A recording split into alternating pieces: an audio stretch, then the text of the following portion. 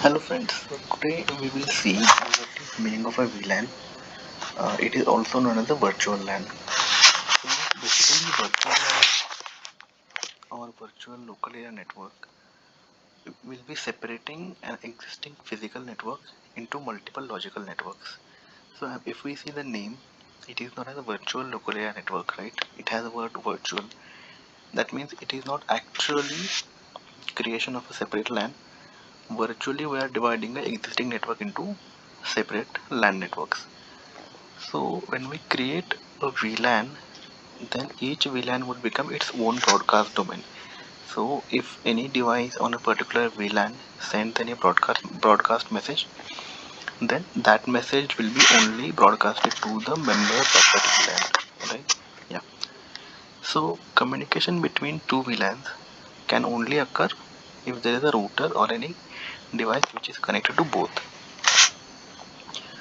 Now when we create VLANs, those VLANs work as though they are created using a separate independent switches.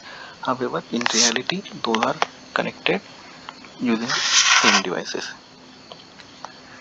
VLANs allow network administrators to automatically limit access to a specified group of users. They achieve this by dividing workstations into isolated LAN segments. Basically, they will be creating a separate LAN segment, and each LAN segment will be known as one virtual LAN.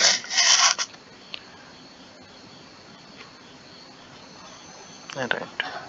Next is, so basically in essence, VLAN is a collection of devices or network nodes which can communicate with each other as if they are made up using a single LAN, whereas in reality they exist in one or separate other LAN segments.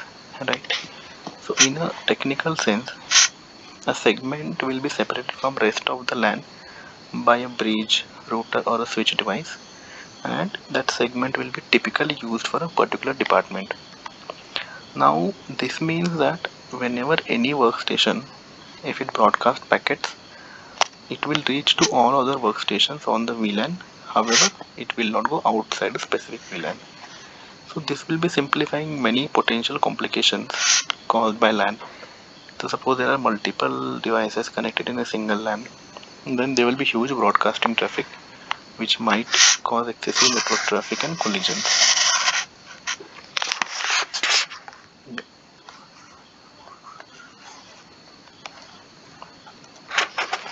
So VLAN will be basically used for a purpose and using which it will reduce the collision incidences. It will decrease the number of network resources wasted by acting as a single LAN segment, right? So data packets sent from workstation in a segment will be transferred by a bridge or a switch, and it will not be forwarded for a collision. However, it will be sent to every network devices, right? So due to this reason, each segment is also called as collision domain because they can contain collisions with the bounds of the section. So the basic purpose of using LANs is like increase the number of broadcasting details while decreasing the size of the LAN. Now VLANs also reduce the security risk by reducing the number of hosts which can receive copies of frame from the switches.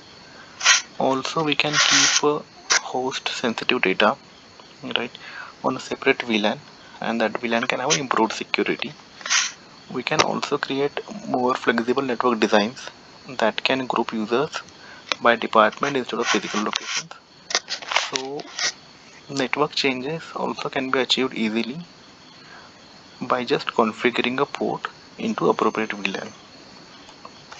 So there are multiple types of VLANs. So we'll see each type briefly. So one of the type is known as management VLAN, another is data VLAN, then there is a voice VLAN, then we have a default VLAN, then there is a native VLAN. So management VLAN is a separate VLAN which is used basically for management related data. So any kind of application logging, monitoring or any management sensitive data will be sent over a management VLAN. Another type of VLAN is a data VLAN. Now data VLAN is also called as user VLAN. because it is designed only for user generated data. The network can be designed based on the group of users or a work groups, right? So if we take an example of institute, then network work group would be configured based on departments. Then there is another type which is known as voice VLAN. Now the organization using voice over IP, so they can create a separate voice VLAN. So it will preserve the bandwidth of other applications and it can improve the voice quality. Then there is a very important type of VLAN which is known as a default VLAN. Now default VLAN is a VLAN to which all the access ports are assigned until they are explicitly placed in another VLAN. So by default, whenever the device is switched on, all the access port will be assigned to default VLAN. Now we will need to configure other VLANs if we want to move ports from default VLAN to other VLAN. Now typically default VLAN is only relevant to the access port. Now access port is a port which will be sending and expecting to receive a traffic without a VLAN tag, right? So or we can call it as an untagged port. So generally whenever traffic is moved for specific VLANs, right, the traffic will have specific VLAN tag assigned with every data frame, and based on that the devices can know that which VLAN should that data go to. And in default VLAN case, no such tag will be present, data will be moving freely and it will go to all the devices which are part of the default VLAN. There is another type of VLAN which is known as a native VLAN. Now native VLAN is kind of a special type of VLAN for whom the traffic will be traversing on the 802.1q trunk port, and that also won't have any VLAN tag. So any inter-switch link doesn't support untagged traffic. However, native VLAN can support untagged traffic. So in the diagram also we can see that there are different types of LANs are shown. So in one of the diagram we can see there is a gateway device, then we have a wide area network, then we have a Ethernet switch, and then these devices are connected to the switch. So there could be grouping done for the switches so that those switches are part of the specific VLAN and data will be only sent to those type of devices which are part of the single VLAN. Right. So this was a brief information about VLANs. So I'll be creating further videos. So please subscribe to my channel. Thank you.